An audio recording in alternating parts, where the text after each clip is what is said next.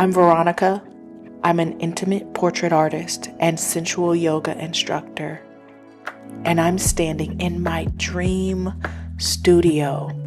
And just a month and some change after signing the lease, I'm considering burning it all down to the ground. This is something that's hard to share because I don't want it to sound like ingratitude. I've been very blessed to make it this far, and this being my third studio space and largest, I'm just at the point where even before moving here, I wasn't really sure if I wanted to continue. And then once I got in here and it was like, this is great, but I don't want this anymore. I just don't think I want this. The feelings are hard to explain because this is all I have wanted. So it just feels so ridiculous for me to be sitting up here like, oh, I don't want this. I'm on the hook for another 2 years with this lease. I gotta make it do what it do. And I don't know. When I show up, I'm here for my clients. I'm just like, all I can think about is just hurrying up and getting it over with. And that's not a good place to be. I love my work. I love my clients. I love who I get to work with, but I'm not sure if this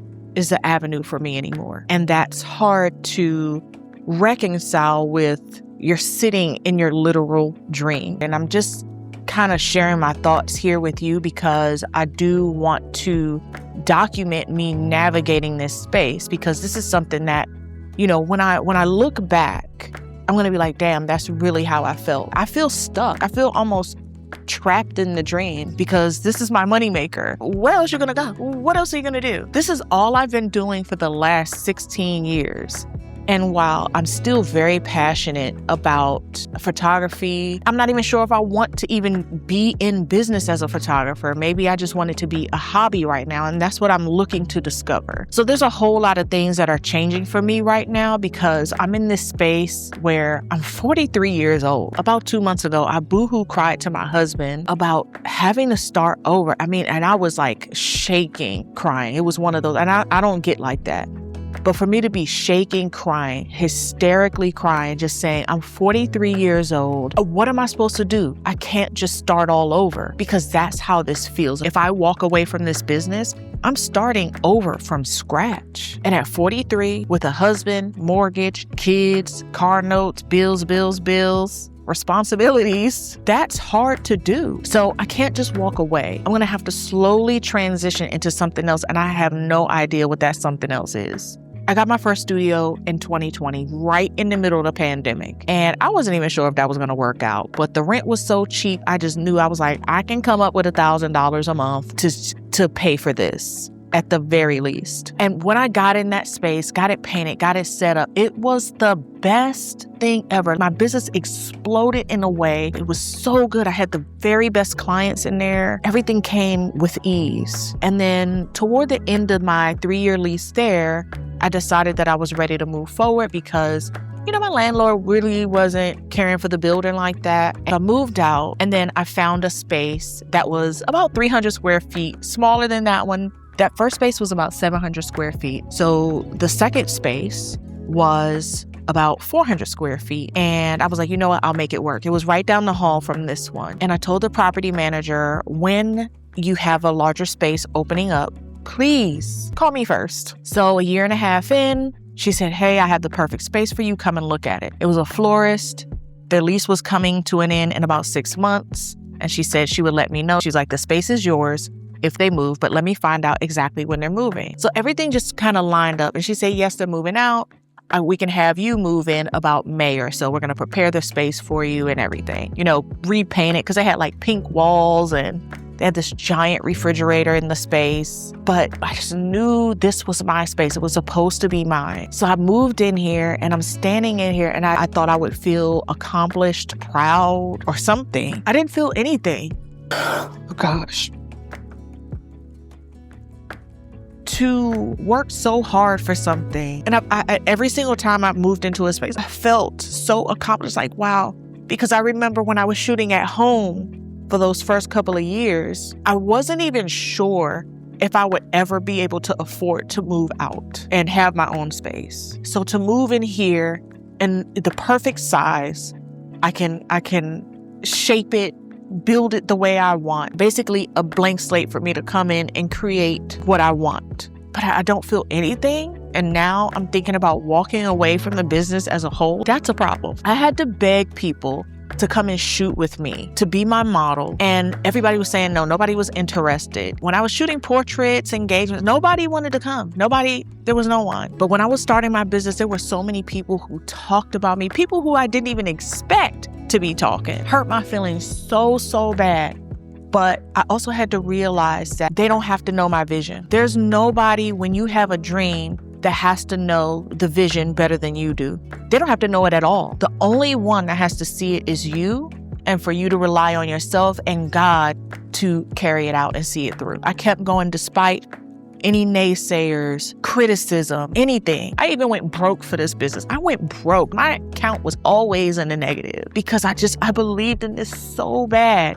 And so I went from that to my calendar just being booked out. Like I said, my business exploded when I moved into that other studio. And that was literally a leap of faith.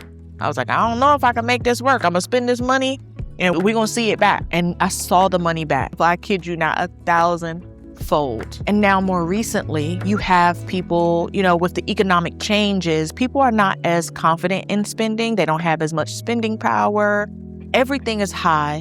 And while my calendar is looking pretty good, it's pretty solid. I'm not talking about that. But just to face that as a business person, knowing it's all on me to make it all happen, regardless of what's going on out there in the world, that's a lot of stress. So when I say this business has been my greatest personal accomplishment and my greatest source of stress, I can acknowledge that and be truthful at this time, at this current moment in my life. My blessing is starting to feel a bit like a burden. So the other day I'm getting the space ready and my client's on the way. I'm here doing my thing, making sure everything's nice for her. And I realized I've been fighting for something for so long that I don't even want anymore. Despite the fact that my calendar looks amazing, beautiful, amazing, excited women, excited to do this and to have me create for them. Lately, I've been analyzing myself. I'm a very sensual, empathetic person. And when I have certain feelings or I notice certain feelings keep returning, I want to make sure I try to work through that. I call it therapizing. I always therapize myself. And so I was like, okay, well, maybe it's just that you need to immerse yourself back into the work. And I did a 30-day challenge for myself, just posting every single day, posting images that I love, and, using captions that I felt came up when I was looking at that particular photo. It was a really fun exercise.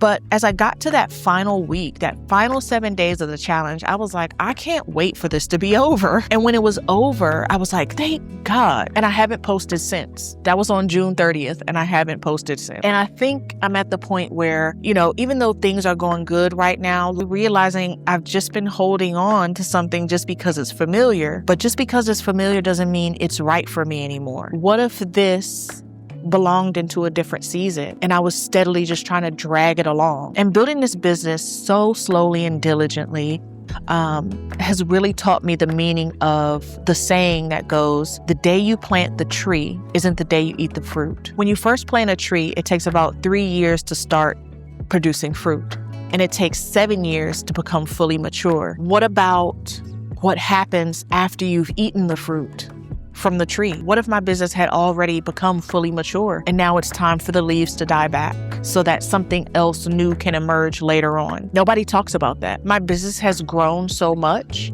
but I've changed just as much. And now I'm considering, do I need to change directions? Everything I'm saying right now feels very uncomfortable to share because I have never been that person without a vision. I may not have had a plan to get to the vision, but I have always had a vision. And right now I have no clue what's next. But I want to give myself permission to pursue a new dream. I want to grow out loud. Permission to start over at this big age with no forced expectations. And so while I'm nervous about that, I'm ready for the journey.